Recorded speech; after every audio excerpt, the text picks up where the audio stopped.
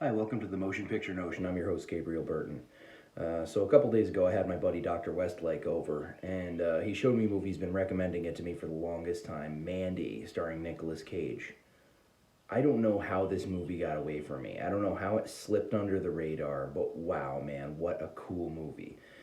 Essentially, it's kind of like an art house Evil Dead 2. It has some camp, but it does take itself seriously. It's a very dark story. Its tone is very consistent. Every shot is very deliberate.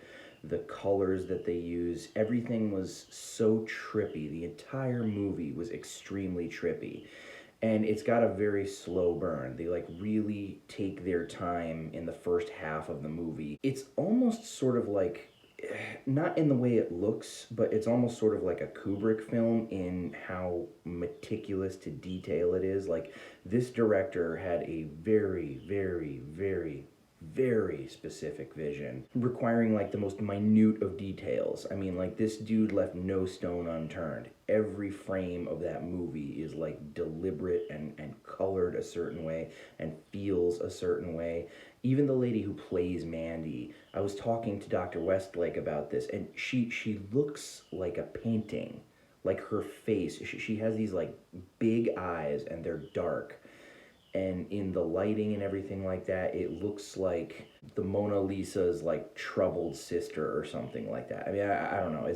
Um, it's a revenge story essentially, about this cult and Nicolas Cage and his wife Mandy, and I don't want to get into too much detail because I don't want to ruin this movie. There's a biker gang that are like, they're like monsters. They're dressed in like all these like really creepy suits, and you like forget for a second that they're really supposed to be just people in costume, because like their voices are distorted and they're like kind of like demons.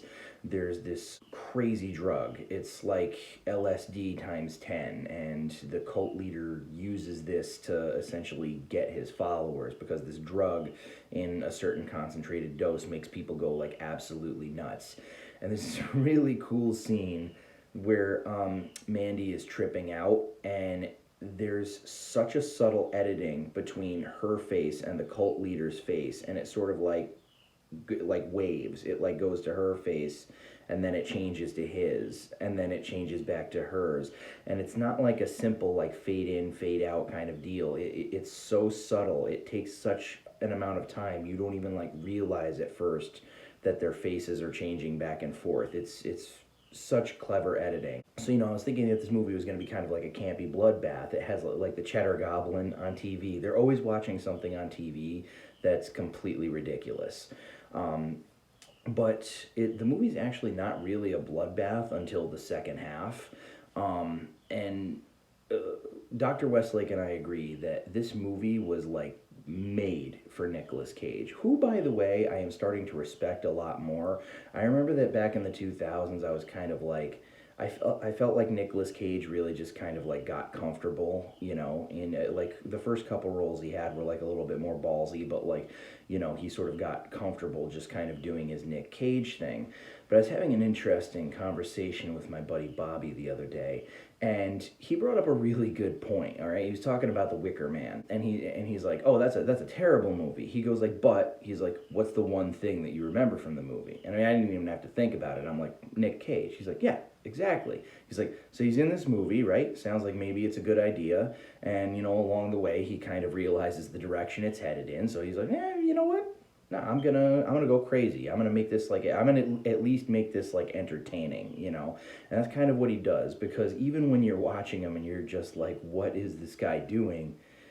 He's always entertaining. Nick Cage. It's always fun to watch Nick Cage be Nick Cage. And this movie, again, it's like it was written for him. He got to be over the top, and for some weird reason, even though the tone of the movie in the second half is different from the tone in the first half, it all feels like one really visceral experience. There's not even really that much dialogue. The dialogue is very sporadic. The music is cool, and it takes you on this like visceral journey. So when you get to all the parts that are like a bloodbath, it doesn't feel like the movie's deteriorated in any way. It just feels like one thing flowed into the next super unique kind of movie. I am really kind of bummed that it didn't get more attention. I'm not even sure if it went to theaters. It's such a bizarre movie.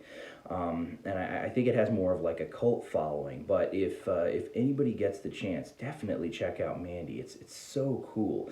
It's almost kind of like if anybody out there is a fan of like Carpenter Brute. It's like in terms of color and like graininess, I guess you could say it's kind of similar. But I mean, just the editing and the story and the execution and Nick Cage, it has little bits of a lot of different things that could potentially, be contradictory to one another, but it was put together in such a perfect, like flowing way.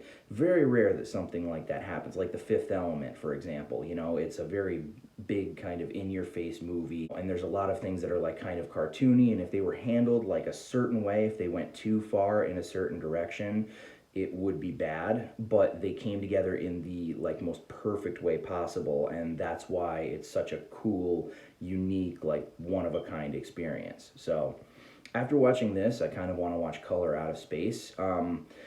I don't think that it really has any relation, but it appears to be like kind of marketed the same, and it doesn't have bad reviews on Rotten Tomatoes. So I'll probably, hopefully in the near future, that'll be something that I'll be watching as well. But guys, Mandy, if you get the chance, definitely check it out. Super cool movie, super weird. Not for everybody, it is very violent, but yeah, if you're into that kind of thing, if you love a good revenge story, if you love something like visceral and kind of, it really helps if you smoke beforehand.